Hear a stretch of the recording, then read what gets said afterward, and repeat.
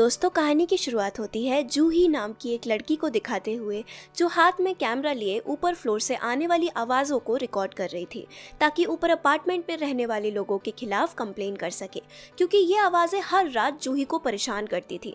इनसे बचने के लिए वो आज अपनी छत पर फोम तक लगा देती है, पर कोई फायदा नहीं होता, बल्कि आवाज़ें और भी ज़्यादा शुरू हो जाती हैं। टीवी अपने आप ऑन हो जाता है और हम विंडो पर एक शैडो को देखते हैं, जो अचानक जूही पर हमला कर देती है, जिसके बाद सब कुछ शांत हो जाता है। अगले 4 दिन तक जूही काम पर नहीं जाती, इसलिए उसका मालिक उसकी बड़ी बहन जू यंग के पास फोन करता है, जो सुनने के लिए हियरिंग एड का इस्तेमाल करती थी। जू यंग अब जूही से मिलने के लिए उसके अपार्टमेंट में जाती है, जो पूरी तरह से बिखरा हुआ था, पर जूही यहाँ नहीं थी। ये देख जू यंग उसे फोन करती है, लेकिन फोन घर में ही था।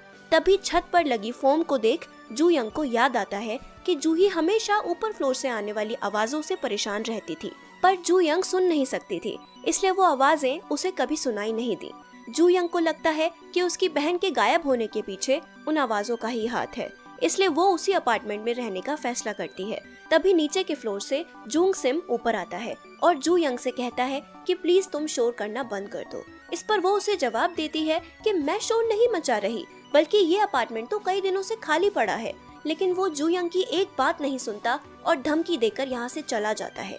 अगले दिन जू यंग बिल्डिंग के गार्ड से भी जूही के बारे में पूछती है। तब वो बताता है कि कुछ दिन पहले वो शोर की कंप्लेन करने आई थी, लेकिन फिर कहीं नहीं दिखी।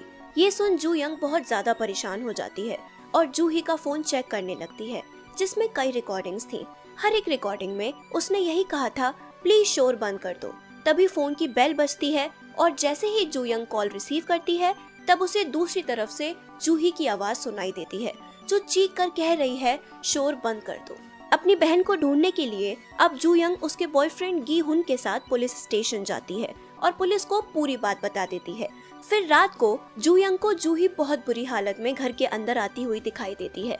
वो जू यंग को गले लगाती है और फिर अपने रूम में चली जाती है। जू यंग जब उसके पीछे पीछे कमरे में जाती है तो देखती है कि जूही पंखे से लटकी हुई है। इतने में जू यंग की आंख खुल जाती है और हमें पता चलता है कि वो सिर्फ सपना देख रही थी। अचानक उसे विंडो पर किसी की शैडो दिखाई देती है। डर कर जू यंग बाहर भागने की कोशिश करती है, लेकिन दरवाजे पर जूंग सिम खड़ा होता है, जिसके हाथ में एक चाकू था। वो शोर की आवाज से बहुत ज्यादा परेशान हो चुका था, इसलिए जू यंग को मारने के इरादे से बाहर खड़ा था। तभी उसे एक लेडी दिखाई देती है, जिसे पकड़ने के चक्कर में जूंग सिम बिल्डिंग से नीचे गिर जाता है और उसकी डेथ हो जाती है। अब जू यंग 804 अपार्टमेंट में रहने वाली जियोंग से मिलने जाती है, जो उसे बताती है कि 704 में एक लेडी रहा करती थी, जो हमेशा हमें कोसती रहती थी कि हम शोर मचाते हैं। उसकी बातों से 606 में रहने वाला शख्स इतना ज्यादा गुस्सा हो गया था कि उसने लेडी की जान ले ली और फिर खुद भी गायब हो गया। ये सुन जू यंग उससे पूछती है कि अब उस लेडी के अपार्टमेंट में कौन रहता है। इस पर वो जवाब देती है कि वहाँ अब कोई नहीं है, जबकि आवाज उसी अपार्टमेंट से आती थी। जू यंग अब की हुन के साथ 606 में रहने वाले आदमी को बिल्डिंग के बेसमेंट में ढूंढने के लिए जाती है, जहाँ वो उसे मिल भी जाता है।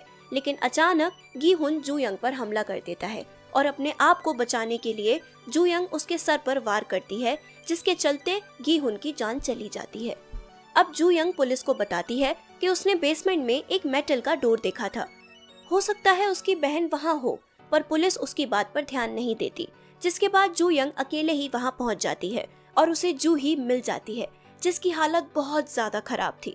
इतने में यहाँ जियोंग आ जाती है, जो जू यंग को सच्चाई बताते हुए कहती है कि मैंने ही 704 में रहने वाली लेडी को मारा था, क्योंकि वो हमेशा लड़ती रहती थी। इतना कहकर वो जू यंग पर हमला कर देती है और उसे मारने ही वाली होती है कि तभी यहाँ 704 में रहने वाली लेडी का घोस्ट आ जाता है, जिसे देख जियोंग डर जाती है और जू यंग मौके का फायदा उठाकर अपनी बहन को लेकर बाहर आ जाती है। इसके बाद वो डोर को लॉक कर देती है। जियोंग चीखती चिल्लाती है, पर जू यंग डोर ओपन नहीं करती और घोस्ट जियोंग को मार देता है। कुछ दिन बाद हमें दिखाया जाता है कि 704 में अब नई लड़की रहने के लिए आई है, जो जू यंग से मिलने आती है और जू यंग उसे जूही से भी मिलवाती है, पर उस लड़की को जूही कहीं भी दिखाई नहीं देती। वो जू यंग को 2 गिफ्ट देकर यहाँ से चली जाती है और जू यंग की क्रीपी सी स्माइल के साथ ये मूवी यहीं खत्म हो जाती है। तो दोस्तों, आपको ये मूवी कैसी लगी कमेंट में बताइए। वीडियो को लाइक शेयर करके हमारे चैनल को सब्सक्राइब कर लीजिए। मिलते हैं अगले वीडियो में, तब तक के लिए बाय बाय।